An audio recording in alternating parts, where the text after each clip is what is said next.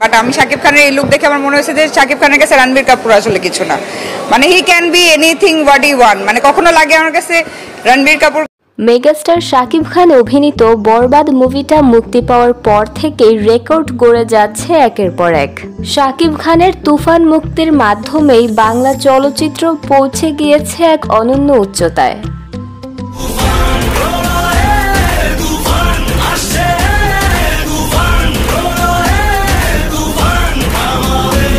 বাংলা ছবি নিয়ে নাক সিটকানোর দিন শেষ। বাংলা ছবিকেও এখন তুলনা করা যায় বলিউডের সর্বোচ্চ আয়কারী ছবির সাথে, সেটি প্রমাণ করে দেখিয়েছেন শাকিব খান নিজে।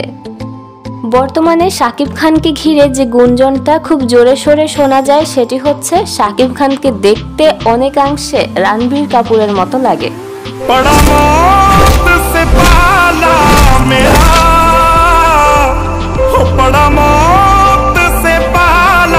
যেমন রণবীর কাপুরের বর্তমান ছবিগুলোতে তার যে লুক দেখা যায় সেটির সাথে শাকিব খানকে আলাদা করা বেশ দুষ্কর।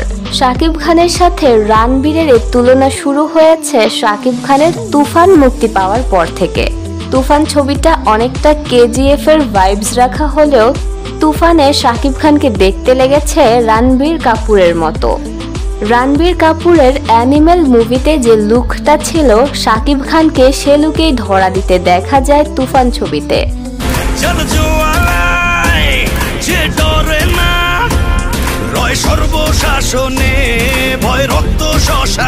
এবং দুজনের মধ্যে প্রচন্ড রকম মিল খুঁজে পাওয়া যায় ছবির কতিপয় দৃশ্যগুলোতে।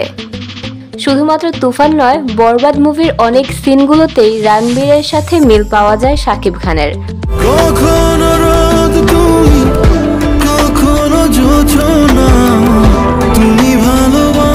ছবির কাহিনী কিংবা দৃশ্য ধারণে হয়তো মিল থাকতেই পারে, কিন্তু ভাই চেহারাতে এত মিল থাকে কেমনে? একই কস্টিউমে দুজনকে দেখতে প্রায় একই রকম লেগেছে, এমনটাই বলছেন শাকিব খানের অনেক ভক্ত অনুরাগীরা।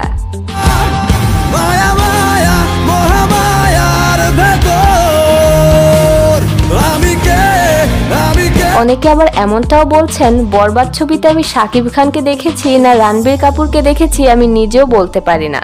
বাট আমি শাকিব খানের এই লুক দেখে আমার মনে হয়েছে যে শাকিব খানের কাছে রণবীর কাপুর আসলে কিছু না, মানে he can be anything what he want, মানে কখনো লাগে আমার কাছে রণবীর কাপুর। দর্শক, রণবীর কাপুরের সাথে শাকিব খানের এই যে মিলগুলো খুঁজে বের করা হয়েছে, এটার সাথে কি আপনি একমত কিনা সেটি অবশ্যই জানাবেন। সেই সাথে বরবাদ মুভিটি কে কে হলে গিয়ে দেখেছেন সেটিও কিন্তু কমেন্টে জানাতে ভুলবেন না। ধন্যবাদ।